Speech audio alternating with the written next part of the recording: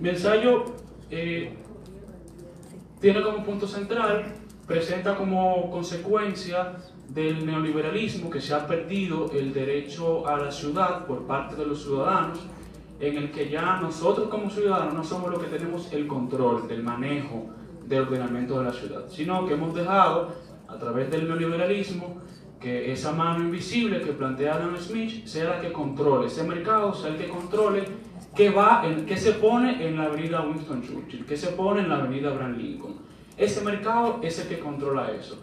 Y eso es lo que ha venido controlando, que se construye en Santo Domingo Este, que se construye en Alma Rosa y que se construye en Maquiteria, por ejemplo. Ese mercado es que ha venido evolucionando ese ordenamiento de la ciudad, que lo hemos alejado de nosotros, los ciudadanos, y por lo tanto no estamos aprovechando o haciendo uso de lo que plantea Henry Lefebvre en su libro de Derecho de la Ciudad, de nuestro derecho de la ciudad.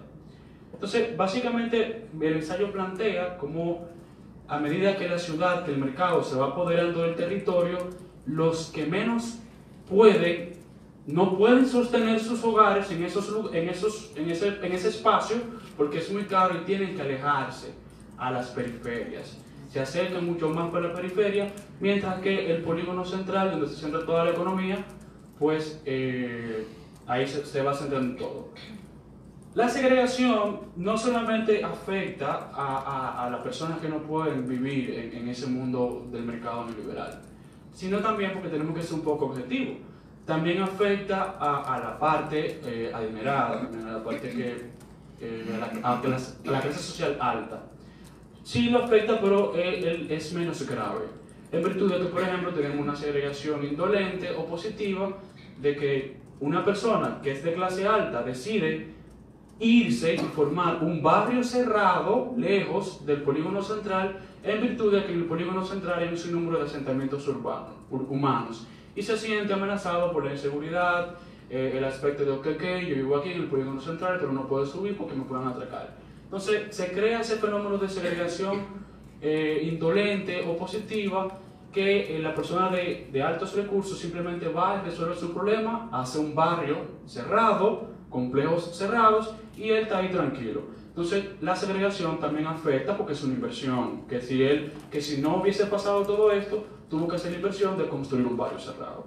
O sea que afecta también a la clase alta, pero es menos grave. Vamos a centrarnos ya un poquito en el aspecto de las personas que no tienen los recursos para poder hacer un barrio cerrado. Entonces, mi ensayo explica ese proceso neoliberal en el que el país está inmerso, como mencionaba anteriormente mi compañera, desde hace varios años. La segregación urbana acá en la República Dominicana no es nueva, o sea, los barrios que están en las periferias tienen muchísimos años ahí, muchísimos años desde que llegó el neoliberalismo al país.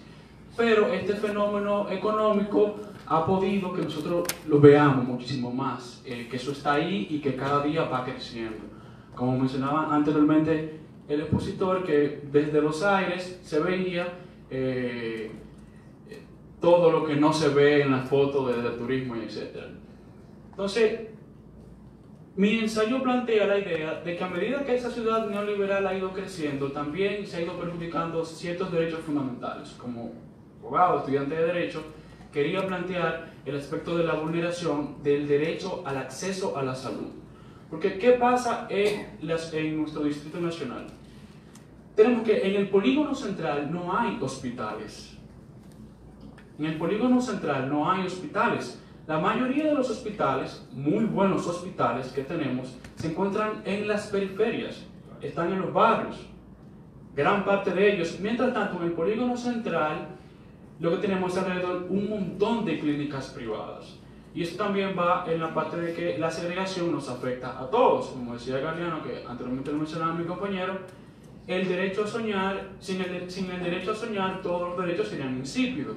Entonces, debemos permitirnos que todos podamos soñar, de que podamos tener un hospital tanto en las periferias como también se pueda tener un hospital en el polígono central.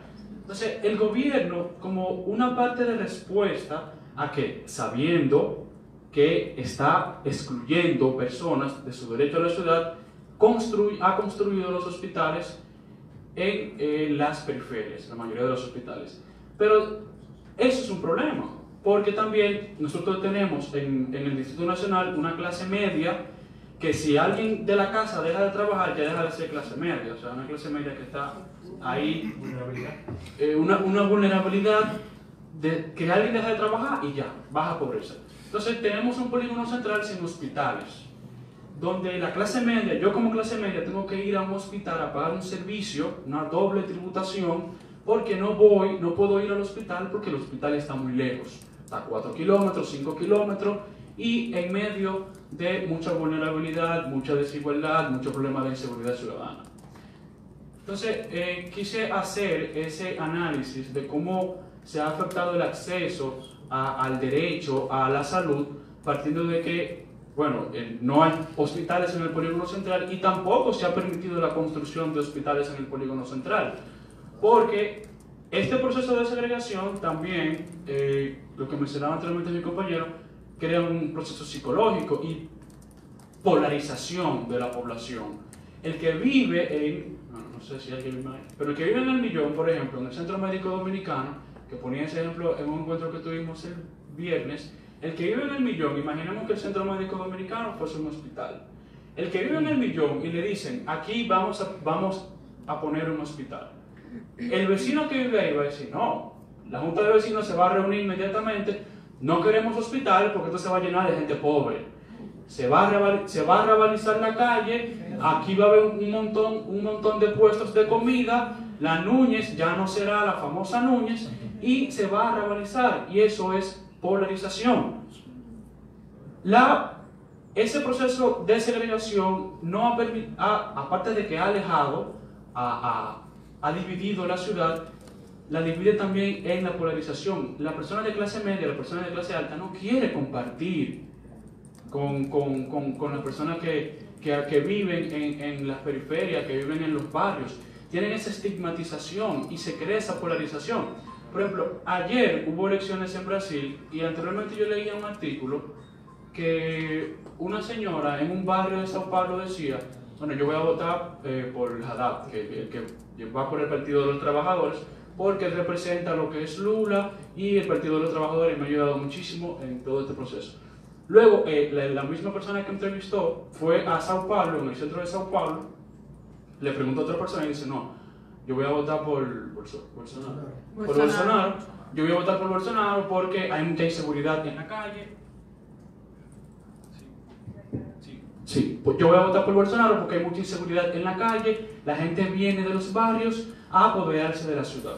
Entonces, ese proceso de segregación marca esa polarización. Mire cómo esta señora quería votar por el Partido de los Trabajadores porque la ha ayudado, mientras la otra decía que no porque se encuentra inmersa en un proceso de inseguridad ciudadana muy fuerte porque vienen de las periferias a hacer el negocio en la ciudad.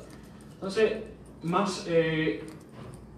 segregación, la ciudad de Santo Domingo, el Distrito Nacional, es muy fácil observarlo. Ustedes van por el polígono central e inmediatamente va a ver el tipo de casas que hay en el polígono central y luego va a las periferias y puede presenciar fácilmente la diferencia que hay y cómo el gobierno, tanto central como la administración local, que tiene mucha responsabilidad sobre esto, actúa.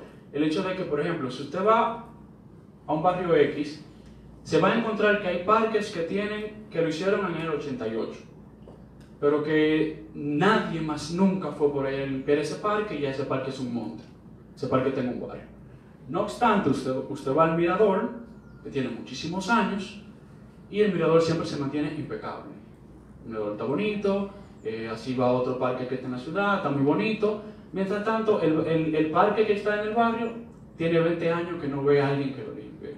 Entonces, va creando esa segregación acallada o segregación por default, donde el gobierno, ok, yo te voy a construir eso, pero yo me olvido de que yo te construí eso, porque económicamente, para el mercado, tú no me representas absolutamente nada, sino esta parte, donde yo tengo el mirador limpio, donde tengo la Winston Churchill limpia, donde tengo la Lincoln limpia, que es donde están todos los inversionistas y el polígono central.